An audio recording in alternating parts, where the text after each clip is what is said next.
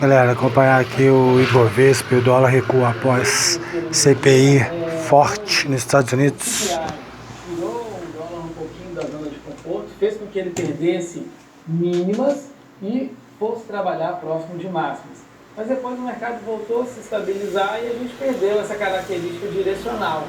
Na prática, continuamos contando a história que precisamos de uma área valorosa abaixo dessas mínimas deixadas. Hoje ele tinha tudo para fazer essa movimentação, mas ele foi meio que no vazio, né, por conta do CPI, reestruturou a movimentação para cima e a acumulação continua na região confortável. Agora nós temos que ficar atentos que por essa acumulação próxima do fundo, e se a gente tiver realmente os leilões, a gente pode ter uma entrada de fluxo estrangeiro, e essa entrada de fluxo estrangeiro trazer o mercado um pouquinho mais para baixo, e aí ele vem em direção rumo aos 5,70. Lembrando que os 5,70, na verdade, vai ser aproximadamente ali 5,716,5, mais ou menos, né, nesses níveis de preço, que é onde nós temos o diferencial de juros hoje. Mas para confirmar essa movimentação, nós temos que ter uma acumulação de algumas horas, né? Nós tivemos aqui apenas 1 hora e meia, né? três TPOs, 3 letras nesses níveis aqui embaixo, não foram suficientes para ser o contexto do mercado como um todo. Então, tem algum tempo ideal, Rafa, pelo Market Profile? Você falou que 1 hora e meia é pouco. O ideal é mais tempo do que isso. É mais tempo para a gente ter uma acumulação de letras maior. Né? Então, para mostrar que talvez aí 3, 4 horas já com ele trabalhando abaixo desses níveis, porque aí ele mostra que tem um volume significativo e que ele realmente está mudando as regiões anteriores. Então, 3, 4 horas a gente vai trabalhar entre 6 a 8 letras, né? Então já é um acúmulo interessante, já é um acúmulo importante, tendo em vista que quando nós temos aqui um point of control, nós temos um destaque relativamente grande, normalmente acima de 8 letras, mas mostra que aquele período o mercado movimentou por muito tempo, tanto compradores e vendedores aceitando essa nova região.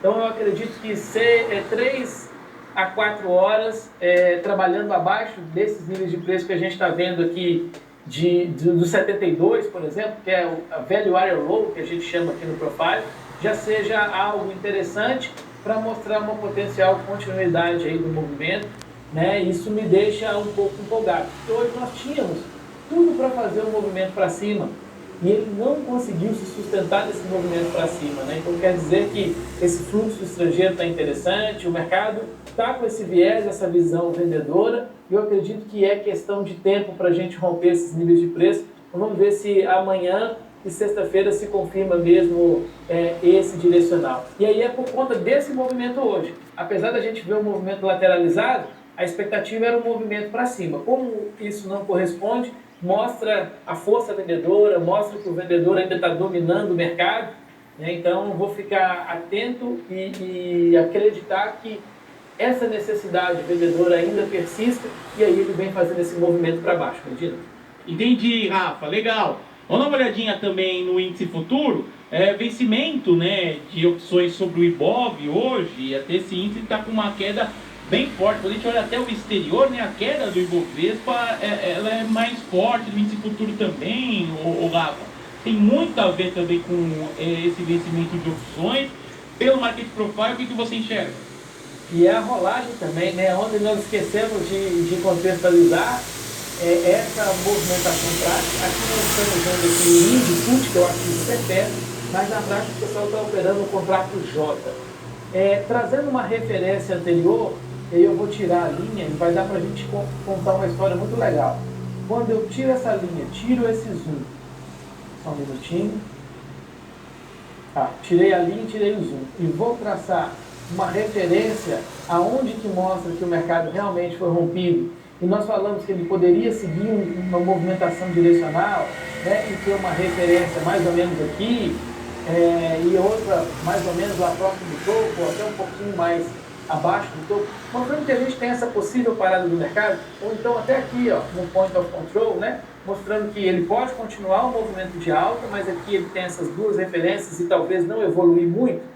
Essa seria a história contada se a gente tivesse uma abertura alinhada ao fechamento anterior. Como ele já abre com um gap muito grande, e aí a gente tem que entender o diferencial de juros dos ativos, eu faço a seguinte conta. Eu já tenho uma linha traçada aqui de referência, se a gente pegar o vídeo de ontem, nesse nível que era o 125.628 e nesse nível que é aproximadamente os 125 mil. Eu só precisei de calcular esse diferencial de juros. Então, por exemplo, se a movimentação fosse para baixo hoje do IBOV, o IBOV ia chegar no suporte nos 125.600. Aí eu fiz a seguinte conta. 125.600 mais 2.400 pontos, que é o diferencial de juros, daria os 128 mil. E aí eu tracei aqui, 128 mil. Se ele continuasse esse movimento, eu tenho mais um suporte aqui, que seria a região dos 125 mil. E aí eu peguei a calculadora de novo e fiz 125 mil mais 2.400. Cheguei nos 127.400 e tracei essas duas linhas antes da abertura do pregão. Se a gente olha mais ou menos aqui na prática, seria sim uma parada num movimento de alta que referenciaria o mercado anteriormente. Então, se ele vem de cima, o que outrora eu teria de suporte, de resistência, eu passo a ter o quê? Suporte. E aí, ele vem fazendo essa movimentação direcional. Na sua primeira hora de pregão, ele para aqui nesse 127.400, mas não é suficiente, continuando esse movimento até o point of control. Aí aqui, lá dentro, hoje nós tivemos lá no TC Trade, eu falei, pessoal, quando eu encerrei minha participação, é importante a gente ter atenção, porque pode ser que nós acreditamos ainda numa movimentação direcional, mas quando quando o futuro longo, que é o caso nosso, chega aqui, o IBOV está chegando aqui. Quando o futuro chega aqui, o IBOV está chegando aqui.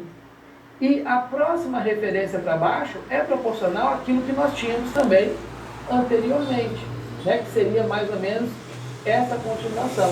E aí ele volta a trabalhar nesses níveis de preço. Então, o institucional montou e desmontou posição durante um bom período por conta dessa acumulação que nós vimos, né, nesses níveis de preço. Então, quando o mercado volta a entrar por esses níveis de preço, o institucional volta a aceitar negociar. Então, eu falei, olha, eu não quero jogar água no chope de ninguém, né, mas eu acredito que o índice não consiga mais desenvolver um movimento para baixo, por conta que daqui para cá vai ficando caro para o vendedor vender, vai ficando barato demais, né? Para o vendedor vender. Tá aí, galera, a análise. Bovespa dia de hoje e dólar recua após CPI forte nos Estados Unidos. Interessante. Ele sai